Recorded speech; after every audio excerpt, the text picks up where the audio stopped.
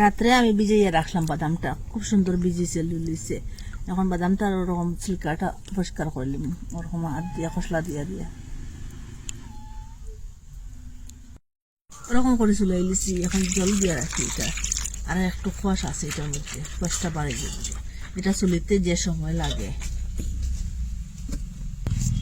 এখানে 3টা মুল্লা লইছি, মুল্লাটা প্রথমে এইটারে চুলাই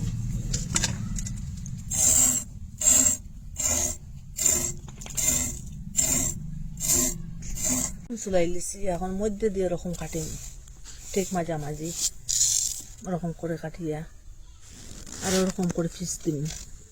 এত বড়ও না এত ছোটও না। একটা গামলার মধ্যে জল দিয়ে এটার মধ্যে রাখলাম। এখানে 3টা কাঁচা লঙ্কা দিলাম, আর আদা দিলাম আর 1 পিস কাটিয়া। আর এই যে বাদামটা ওরকম মিক্সচারে লইয়া একটু জল দিয়ে কুটিলিম, কুটি লিছি পুরা ফাইন করিয়া, মিহি করিয়া। দেখুন ঘরের পনির, এটা যখন পিস করম একটা চাকু লইয়া ওরকম করিয়া লম্বা লম্বা করে টান দিন।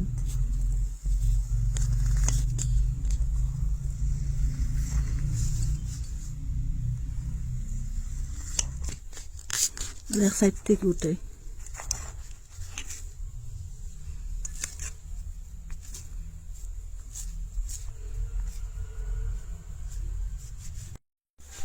তেল দিলাম,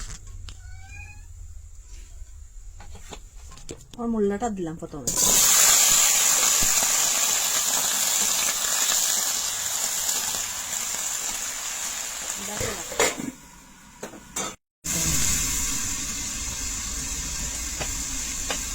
একটু হলুদ গুঁড়া দিলাম, পনিরের মধ্যে হলুদটা লাগিয়ে দিচ্ছি। পনির দিয়ে দিলাম, আগুনটা একটু মিডিয়ামে রাখলো, মিডিয়ামে।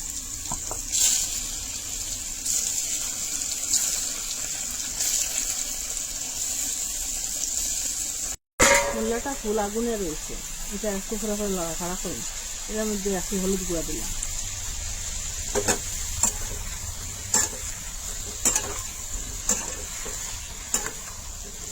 আবারও ডাকিয়ে রাখুন, একটু করে খাড়া করুন। আমি বাজি দিচ্ছি, এখন নামাইলে এই পনিরটা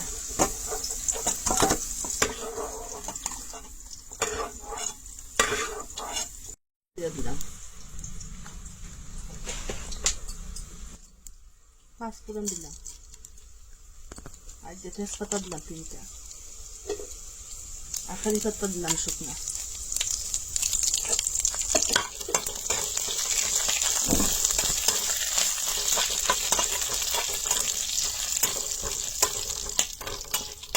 আপনারা এই জায়গায় পেঁয়াজ রসুন দিতে পারেন, এখানে পেঁয়াজ রসুন দিচ্ছি না।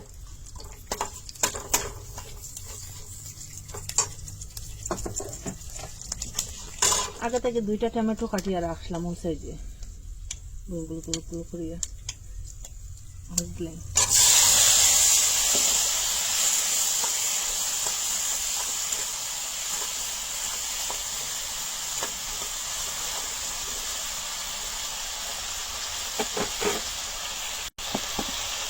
একটু লবণ দিলাম, তাড়াতাড়ি এই টমেটোটা গলে দিই, লবণ দিয়ে লাড়াচাড়া করে।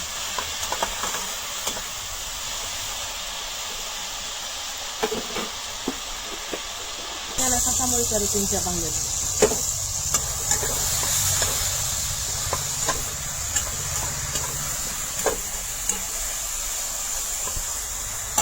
হলুদ দিলাম, আগে হলুদ দেওয়া আছে, একটু কম দিলাম।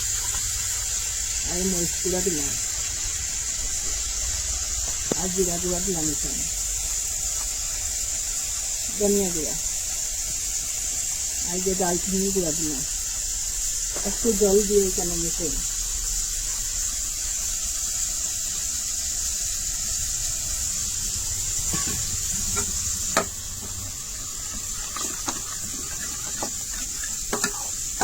ওঠানো চুপ দিলাম।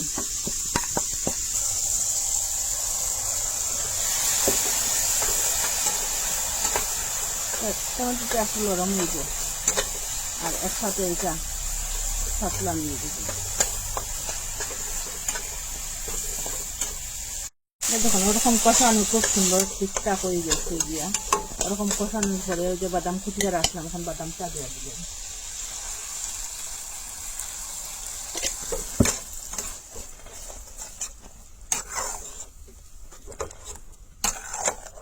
বাদামটা ওরকম কষাই।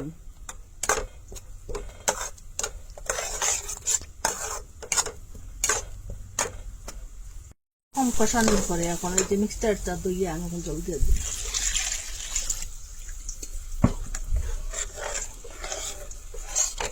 আর একটু জল দিয়ে দিন, আপনারা আন্দাজটা বুঝিয়ে দিবা পরিমাণটা। লবণ দেওয়া আছে, এখন স্বাদ মতো বুঝিয়ে দিন লবণটা। এখন চালু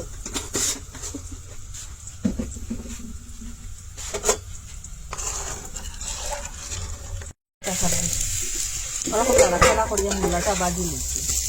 এখন গ্যাসটা অফ করিয়ে দিলাম, তখন লাল লাল করে বাজি নিচ্ছি।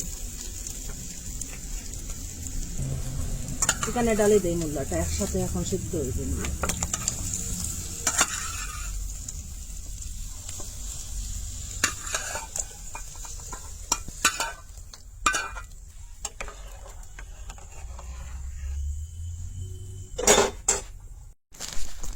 ওরকম জাল দেওয়ার পরে একটু ঘন হয়েছে, দেখুন এখন পনিরটা দিয়ে দিলেন এখানে।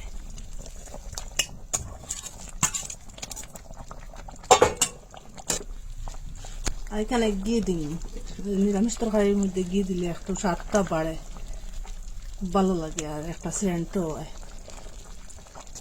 আর একটু দালচিনি গুঁড়া দিয়ে দিন, আর জিরা গুঁড়া আর একটু দিয়ে দিন, ধনিয়া গুঁড়া আর একটু দিয়ে দিন, ধনিয়া গুঁড়া ওরকম মিশাইয়া দিন। ধনিয়া পাতা দিন, আগে থেকে কাটিয়ে রাখলাম। নিরামিষ তরকারির মধ্যে যে কোনো তরকারির মধ্যে ধনিয়া পাতাটা দিলে খুব স্বাদ লাগে। আর প্রথমে যে সময় জাল দিবা তরকারিটা, লো মিডিয়ামে আগুনটা দিয়ে জাল দিবা, নাইলে দুধের মতো উতলিয়ে পড়ে দিব, কিনারেও তাকবা। কিন্তু এখন গ্যাসটা অফ করে দিলে একটা বাটির মধ্যে লইলাম। মূলাটা যে সুন্দর গলিছে, পুরা রসগোল্লার মতো গলিছে, দেখুন পুরা খাইতে রসগোল্লার মতো লাগবে। আপনারা তো কত মূলা তরকারি বানাইয়া খাইছেন, আমি যেরকম বানাইছি ওরকম একদিন বানাইয়া খাইবা। এত স্বাদ মূলা তরকারিটা, আপনারা এই মূলা তরকারিটা বলতেও পারত না। কি বলবো আর, কইতে কি দেখা কমেন্টের মধ্যে নিশ্চয় জানাইবা। আর ভালো লাগলে লাইক কমেন্ট শেয়ার সাবস্ক্রাইব করবা। আজকের ভিডিও এখানে শেষ, নতুন আর একটা ভিডিও লিয়ে ফিরে আসবো বন্ধুরা।